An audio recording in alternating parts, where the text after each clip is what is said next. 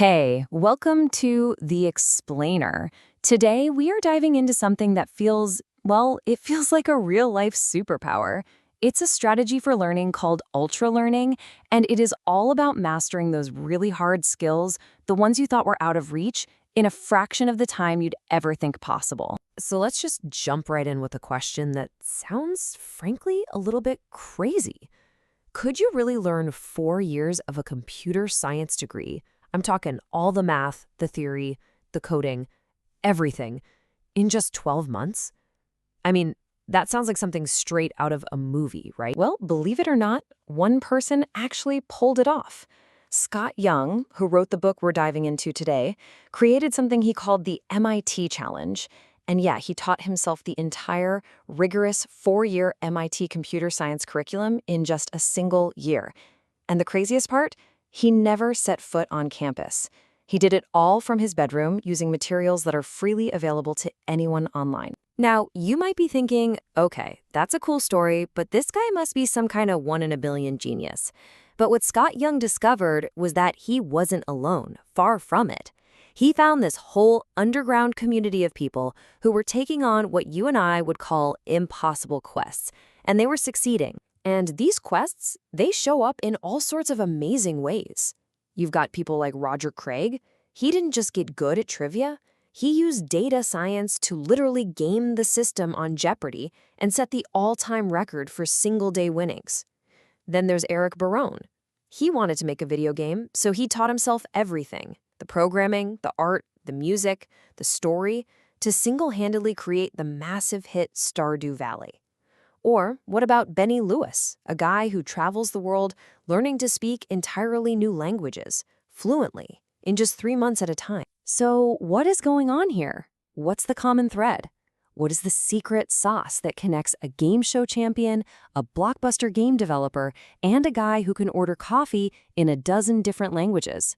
It's not luck, and it's not genius. It's a method, and that method is called ultralearning.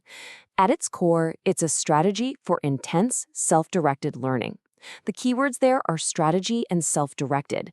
This isn't about having a special talent for learning. It's about having a better process, a smarter approach.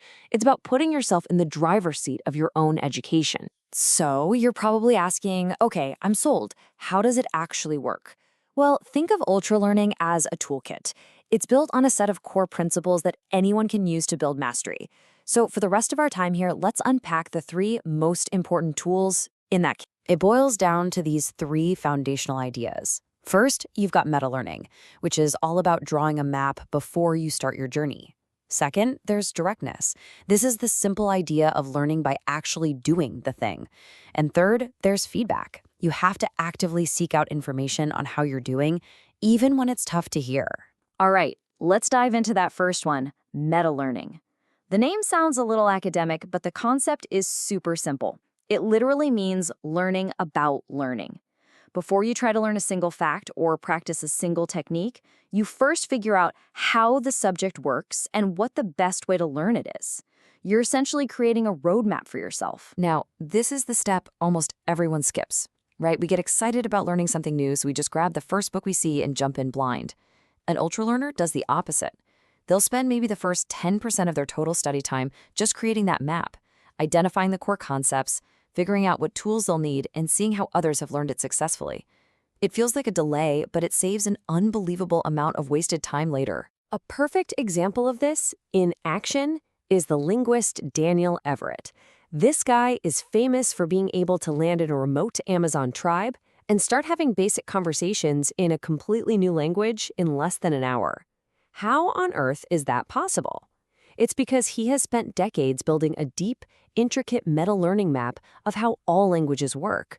So when he hears a new word, he isn't just parroting a sound. He's slotting it into his mental framework of grammar, structure, and concepts. He already has the map. He just needs to fill in the details. Okay, so you've got your map. What's next? Principle 2, directness. And this one is so simple, it almost sounds obvious, but it's incredibly profound. You learn by doing the thing you actually want to be good at. If you want to learn to speak Spanish, you have to spend your time trying to speak Spanish.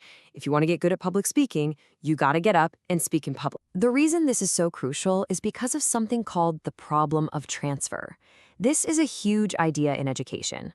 It basically says that knowledge you gain in one context, like learning vocabulary words on an app, often fails to show up when you need it in a different context, like in a real conversation.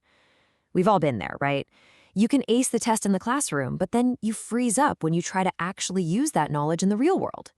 Direct practice is the bridge that closes that gap. Benjamin Franklin is maybe the best historical example of this. He wanted to become a world-class writer, but he didn't do it by reading books about writing style. Instead, he would take essays from great writers, jumble up the sentences, and then try to reconstruct the essay back to its original brilliant form. He was practicing the actual skill of structuring a compelling argument. He was learning by doing. Okay, so you've drawn your map with meta-learning, and you're learning by doing through directness. The third piece of the puzzle, the real accelerator, is feedback. To get better at something quickly, you need a constant stream of high-quality, accurate information about how you're performing. Ultra learners are obsessed with creating tight, immediate feedback loops. Now here's the catch. Real, useful feedback is almost always uncomfortable. It's much cozier to practice in a way that protects our ego, right? We play the guitar alone in our room or rehearse a presentation in front of a mirror. The feedback is weak, and so is our progress. Ultra learners do the opposite.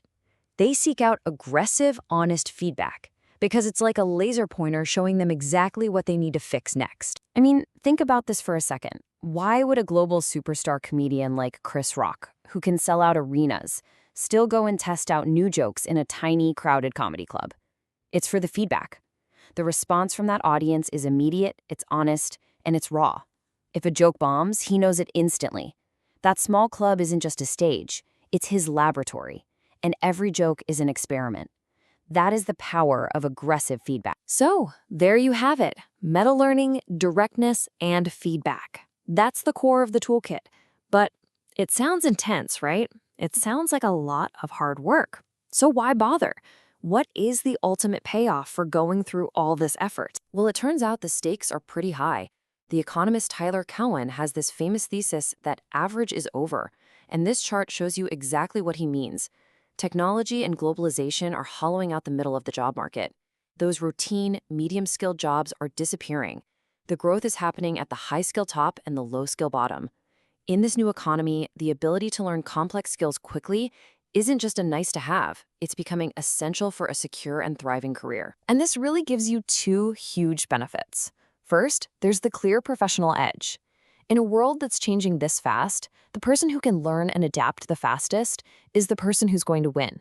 But second, and I think this is just as important, is the deep personal fulfillment that comes from mastering something you truly care about. There is a profound confidence that comes from proving to yourself that you can learn hard things. And that idea brings us right back to where we started, the idea of the quest. Because ultra learning isn't really just a set of study techniques. It's a whole framework for life. It's a way to take on ambitious, exciting, meaningful projects that can completely redefine what you thought you were capable of. So, I want to leave you with a question to mull over. I want you to forget all your past struggles with school or learning. Just for a minute, what is the one skill that you've always dreamed of having? Playing an instrument? Building an app? Speaking another language?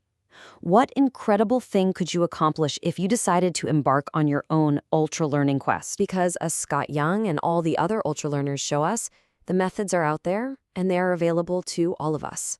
The path has been mapped. The only question left is, which quest will you choose? Thanks for joining us on The Explainer.